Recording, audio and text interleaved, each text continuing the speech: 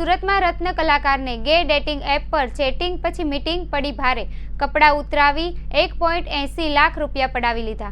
સુરતમાં છેલ્લા ઘણા સમયથી લોકોએ ગે ડેટિંગ એપ પરથી યુવકો સાથે છેતરપિંડી કરતા હોવાનું સામે આવી રહ્યું છે। ત્યારે વરાછા પોલીસ સ્ટેશનમાં પણ એક રત્ન કલાકારને ગ્રાઉન્ડર ગે ડેટિંગ એપથી ચેટિંગ કર્યા બાદ મીટિંગમાં કપડાં ઉતરાવીને ફોન લઈ લેવામાં આવ્યો હતો। ત્યારબાદ 1.80 લાખ પડાવી લેનારા બેને ઝડપી લેવામાં આવ્યા છે। વરાછા વિસ્તારમાં જગદીશનગરમાં એક રત્ન કલાકારને ગ્રાઇન્ડર ગે ડેટિંગ એપ ચેટિંગ બાદ મુલાકાત કરવી ભારે પડી હતી। ચેટિંગ દરમિયાન રત્ન કલાકારને વરાછાના જગદીશનગરમાં મળવા માટે બોલાવ્યો હતો, જ્યાં રત્ન કલાકારને નગ્ન કરીને તેની પાસેથી 1.80 લાખ પડાવી લીધા હતા। રત્ન કલાકારનો મોબાઈલ ઝૂંટવી 1.80 લાખ ગૂગલ પે મારફતે અલગ અલગ બેંક એકાઉન્ટમાં જમા કર્યા હતા। રત્ન કલાકારે વરાછા પોલીસ મથકમાં ફરિયાદ નોંધાવી હતી। ફરિયાદના આધારે પોલીસે મયુર પરમાર અને રોહિત વંશને ઝડપી પાડ્યા હતા।